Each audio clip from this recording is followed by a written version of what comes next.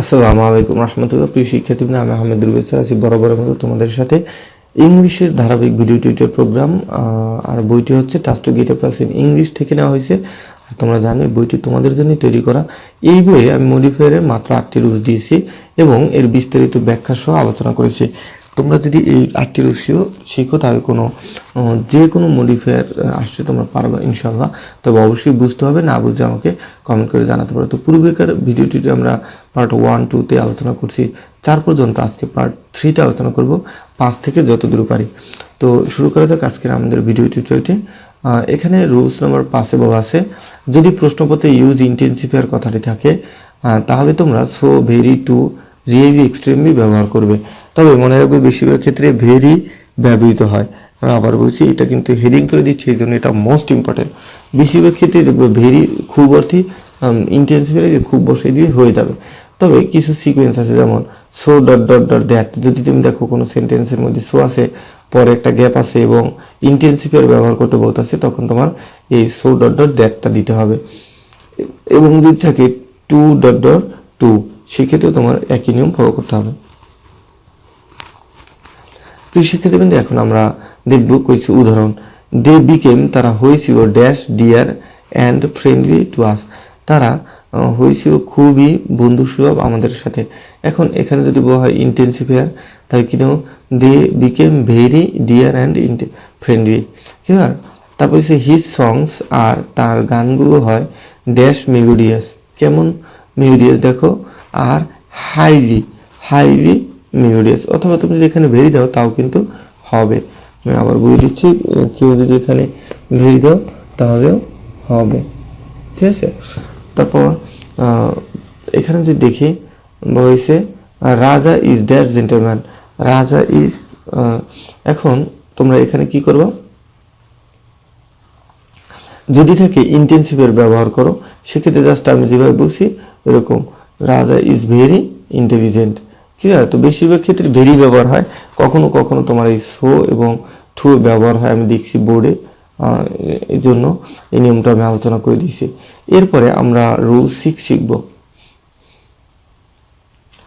Rule 6 অনেক বড়, তারপর আমরা শিখব। তো প্রিয় শিক্ষার্থী, এখানে দেখতে পাচ্ছ তোমরা রুল 6-এ বলা আছে ইউজ আর্টিকেল। ইউজ আর্টিকেল যদি থাকে তাহলে জাস্ট এ অ্যান্ড দা বসিয়ে দেবে, তাই হয়ে যাবে। এরপর ইউজ ডিটারমিনার, যদি ডেমনস্ট্রেটিভ থাকে তাহলে অবশ্যই তোমাদেরকে দিস, দ্যাট, দেস, দোজ। আমি আবার বলি, দিস, দ্যাট, দেস, দোজ, এই 4টি ওয়ার্ড থেকে তোমরা এটা পূরণ করতে পারবা।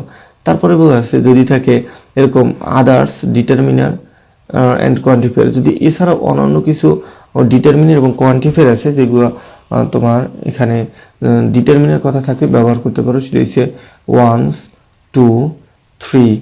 ডিটারমিনার মানে কি? ডিটারমিনার মানে হচ্ছে যেটাকে নামকে তোমার নির্দিষ্ট করে দেয়, কেমন একদম পুরো একটি সংখ্যায় পরিণত করে দেয়।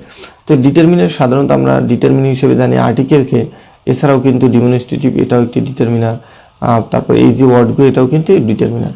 তো প্রিয় শিক্ষার্থী, এখন আমরা উদাহরণ দেখব বোর্ডের। যেমন দিনাজপুর 2017 আসছে, Sabbir is dash article dash use an article an ideal student. এখন দেখো, এখানে কেন আমাদের অ্যান হয়েছে, কারণ এখানে বলেছে ইউজ আর্টিকেল, জাস্ট প্রথম একদম যেটা আছে। এরপর আমরা দেখি 2 নম্বর হচ্ছে ড্যাশ ইউজ ড্যাশের জায়গায় দেখবা use demonstrative pronoun, book is very interesting. এখন তো প্রশ্ন করো যে কেমন বুক হয় খুবই ইন্টারেস্টিং। তাহলে যেহেতু ডিমনস্ট্রেটিভ, তাহলে তুমি ডিমনস্ট্রেটিভ যেহেতু বলছি যে ডিমনস্ট্রেটিভ প্রোনাউন ব্যবহার করো, তাহলে দিস, দ্যাট, দিস, দোজ এর বেশি ব্যবহার করা যাবে না। তাহলে কি বুক, দিস বুক, এই বইগুলো। ঠিক আছে? এভাবে আমরা সমাধান করব। এরপর দেখো 3 নম্বরের উদাহরণ বলা আছে দ্য ড্যাশ ইউজ ডিটারমিনার। দেখো ইউজ ডিটারমিনার আছে, তাই না? তো কি নেম অফ অর্ডার। এখন তুমি দেখো ডিটারমিনার যদি তুমি এগুলো না জানতা, এগুলো মুখস্থ না করতা, তো দেখো এখানে যখন আমাদের মুখস্থ করেছি তখন কিন্তু এগুলো পুরো একদম যদি আমরা মুখস্থ করে ফেলি তাহলে কিন্তু একদম তাড়াতাড়ি পেয়ে যাবো। দেখো এখানে উত্তরটা দেওয়া হচ্ছে আদার কিন্তু আমরা এখানে দিয়েছি, তাই না? এই যে আদার, ক্লিয়ার?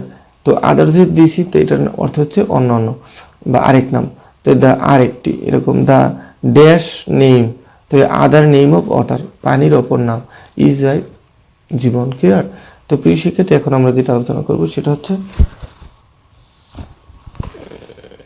7 এবং 8 যেহেতু ছোট, সুতরাং আমরা এখানেই শেষ করে দেব ইনশাআল্লাহ। 7 বলা আছে পসেসিভ, পসেসিভ যদি এরকম কোশ্চেনটা আসে, use possessive and use possessive pronoun, just possessive কথা থাকে আপনারা এটা বসিয়ে দিবেন, my, our, his, her, teacher, এই জাস্ট এটা বসিয়ে দিবেন, যেটার সাথে যেটা বসিয়ে দাও। দেয়ার আর মেনি ভিলেজার্স, আছে অনেক দেয়ার আর মেনি ভিলেজেস, আছে অনেক ভিলেজ, ড্যাশ কান্ট্রি। এখন এখানে আপনি কি পসেসিভ দিতে পারেন, যদি এগুলো মুখস্থ না থাকে, জাস্ট আওয়ার দিয়ে দিয়েছেন, there are many village our country, আমাদের দেশে। এরপরে যদি আপনার কোশ্চেন থাকে এরকম, but they do not think, তারা মনে করে না, অ্যাবাউট পসেসিভ হেল্প, তাই পসেসিভ, ইউজ পসেসিভ ব্যবহার করতে আমাদের এখান থেকে একটি নিতে হবে। যেহেতু আমাদের এখানে সাবজেক্ট হচ্ছে দে ডু নট ড্রিঙ্ক দে, তাহলে এটার আমরা অ্যান্সারটা নিতে পারি আওয়ার।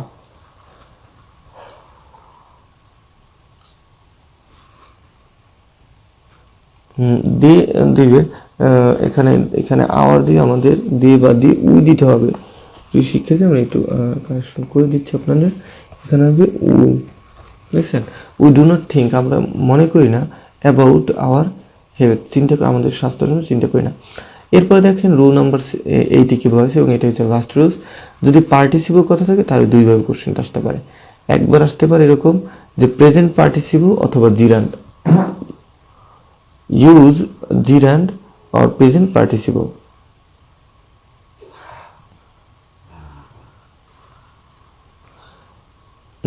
প্রেজেন্ট পার্টিসিপল অর জিরান্ড যদি থাকে তাহলে আপনারা এইরকম ব্যবহার করবেন, ভার প্লাস আইএনজি। তাহলে দেখেন ভার প্লাস আইএনজি হচ্ছে প্রেজেন্ট পার্টিসিপল অথবা জিরান্ড। আচ্ছা, এরপরে দেখেন এখানে বলা আছে পাস্ট পার্টিসিপল, তাহলে আমরা কীভাবে ব্যবহার করব, ভার্বের 3 ফর্ম, অর্থাৎ পাস্ট পার্টিসিপল থেকে ভার্বের 3 ফর্ম বসাবো, অর্থাৎ ইটের ভার্ব ফর্ম 3 ইটেন, ফিনিশডের ফিনিশড, ব্রোকের ব্রোকেন। ক্লিয়ার? এখন উদাহরণের মধ্যে ক্লিয়ার হচ্ছে।